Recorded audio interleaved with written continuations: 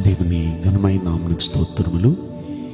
ఈ వాగ్దానం వింటున్న మీకందరికీ మన ప్రభువును ప్రియరక్షకుడైన యేసుక్రీస్తు నామములో శుభములు, మా హృదయపూర్వకమైన వందనములు తెలియచేస్తున్నాం.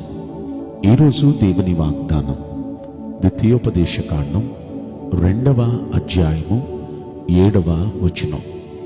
నీ దేవుడైన యెహోవా నీకు తోడై ఉన్నాడు, నీకేమీ తక్కువ కాదు. ఈ మంచి వాగ్దానం వింటున్న మనందరి వెనుకడిలో మన మంచి దేవుడు నెరవేర్చునుగాక. ఆమేన్.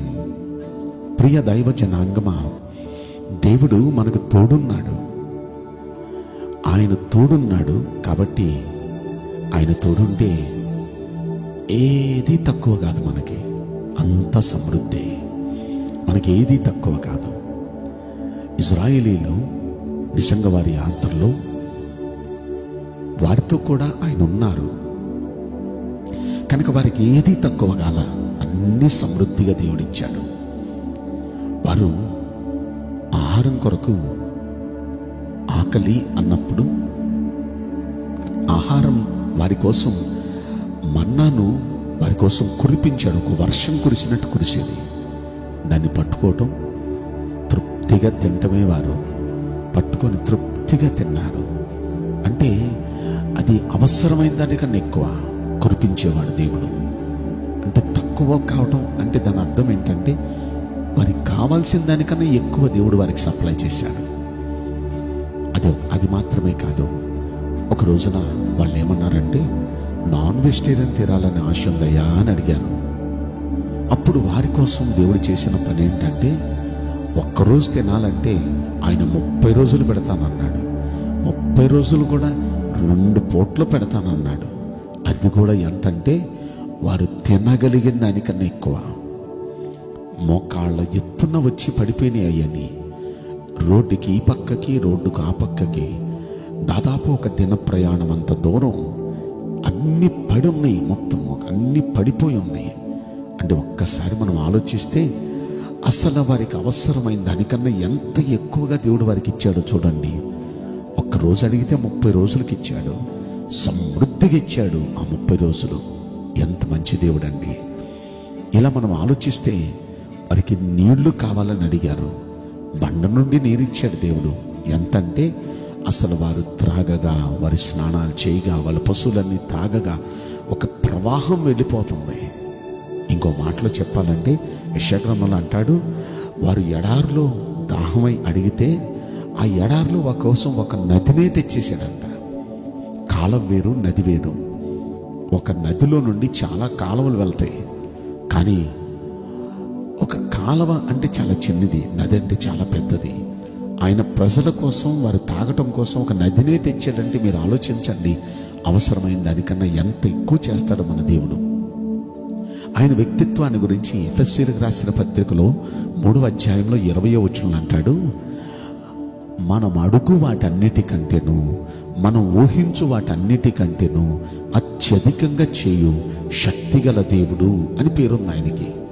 అంటే మనం అడిగిన వాటినే కాదు, అడిగిన వాటికంటే ఎక్కువ, ఊహించిన వాటికంటే ఎక్కువ చేసే శక్తిగల దేవుడు మన దేవుడు.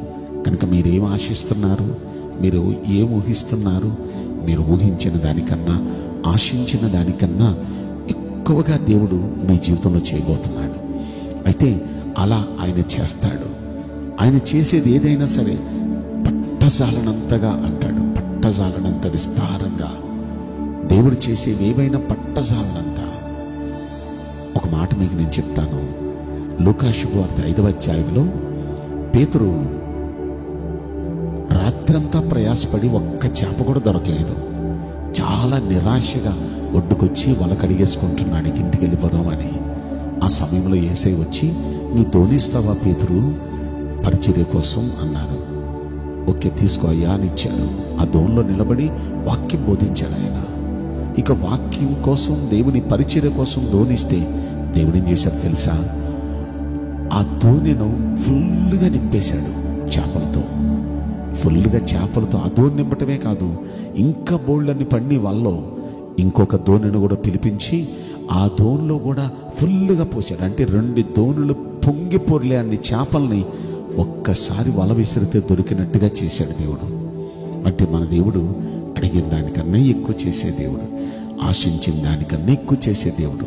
మీరేం ఆశిస్తున్నారు, మీరేం అడుగుతున్నారు? మీరు అడిగే దానికన్నా ఎక్కువ ఇస్తాడు, ఎక్కువ చేస్తాడు. అయితే ఆయన అలా చేయాలంటే మనమేం చేయాలి?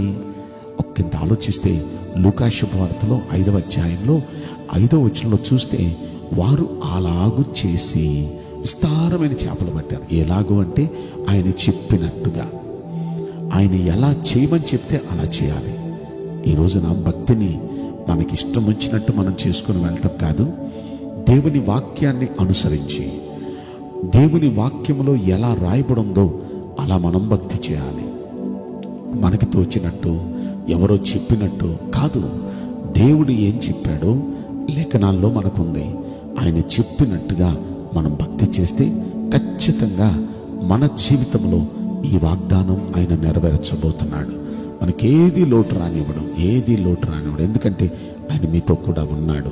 ఈ వాగ్దానం వింటున్న ప్రతి ఒక్క బిడ్డతో ఆయన ఉండునుగాక, వారికి ఏ కొరత లేకుండా సమృద్ధిలోనికి నడిపించునుగాక. ఆమేన్. 23వ కీర్తనలో దావీదు భక్తుడు అన్నట్లు, యెహోవా నా కాపరి, నాకు లేమి కలగదు. ఆయన కాపరిగా ఉంటే, ఆయన తోడుగా ఉంటే ఏ లేమి, ఏ లోటు ఉండదు. సమృద్ధిలో దేవుడు నడిపిస్తాడు. వింటున్న ప్రతి ఒక్క వ్యక్తిని అలాంటి సమృద్ధి అయిన పరిస్థితుల్లో మన మంచి దేవుడు నడిపించునుగాక. ఆమేన్. నేను మీకోసం ప్రార్థన చేయబోతున్నాను. పరిశుద్ధుడా, ప్రేమగల యేసురాజా, మీ పరిశుద్ధ బంగారు పవిత్రమైన నామమునకు నిండు మనసుతో కోట్ల కొలదిగా స్తుతులు, స్తోత్రములు, వందనాలు చెల్లిస్తున్నాం. ఈ వాగ్దానం వింటున్న ప్రియుల జీవితంలో దయచేసి ఈ వాగ్దానం నెరవేర్చి కృప చూపించండి.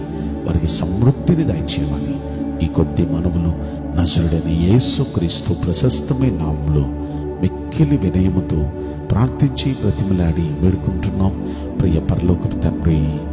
ఆమేన్. May God bless you all. Thank you.